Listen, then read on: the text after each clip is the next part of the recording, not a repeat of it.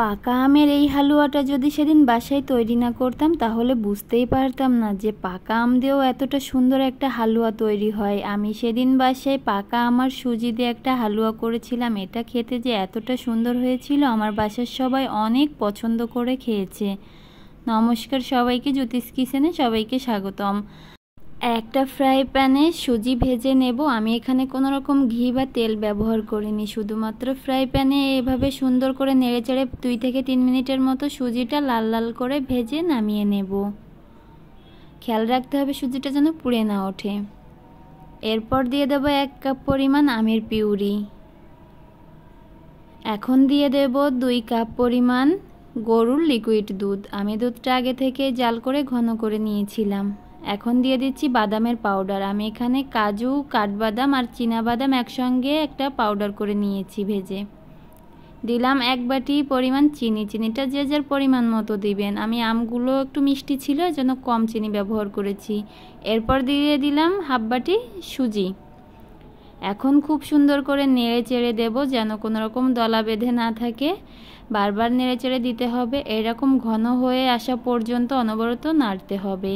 আর খেয়াল করতে হবে সুজিটা যেন একদম সেদ্ধ হয়ে যায়, কোনো রকম কাঁচা কাঁচা ভাব না থাকে। আমি এখানে প্রায় 7 মিনিটের মতো একদম লো হিটে রান্না করে নিয়েছি। এরপর দিয়ে দিলাম 2 চামচ ঘি। আর এই ঘিটা দেওয়ার কারণে কিন্তু এই হালুয়াটা অনেক সুন্দর খেতে হবে। এখন এটাকে আবারও অনবরত নাড়তে থাকবো যেন তলায় লেগে না যায়। যখন এভাবে কড়াই থেকে ছেড়ে দিবে সুজিটা, তখন কিন্তু বুঝতে হবে এটা তৈরি হয়ে গেছে। আর এরকম একটু শুকনো অবস্থায় কিন্তু নামাতে হবে এই হালুয়াটা। এখন হালুয়াটা একটা প্লেটে আমি নামিয়ে নিয়েছি। এবার ডেকোরেশনের জন্য দিয়ে দিলাম একটি কাজু বাদাম গ্রেটারের সাহায্যে গ্রেট করে। এটা কিন্তু দেখতে অনেকটা সুন্দর লাগে।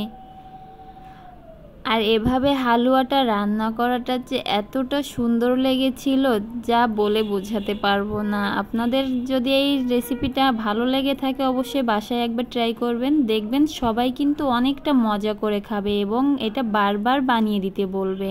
আর এখন যেহেতু আমের সিজন, এটা বানাতেও কিন্তু খুব বেশি উপকরণ লাগেনি বা খুব বেশি একটা কষ্টেরও কিছু না। এটা একদম খুব সহজেই তৈরি করা যায়।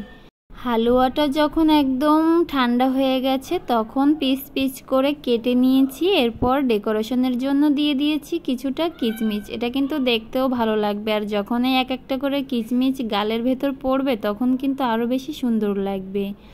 আর এগুলো দেখেন কতটা সুন্দর হয়েছে, মানে দেখলেই যেন মনে হয় অনেকটা লোভনীয়। আর এটা খেতেও অসম্ভব সুন্দর হয়েছিল। আমি সেদিন তৈরি করার পরে বাসায় আমার হাজব্যান্ড প্রায় সময়ই বলছে যে আমাকে আমার সুজির হালুয়াটা তৈরি করে দাও, ওটা খেতে অনেকটা সুন্দর হয়েছিল।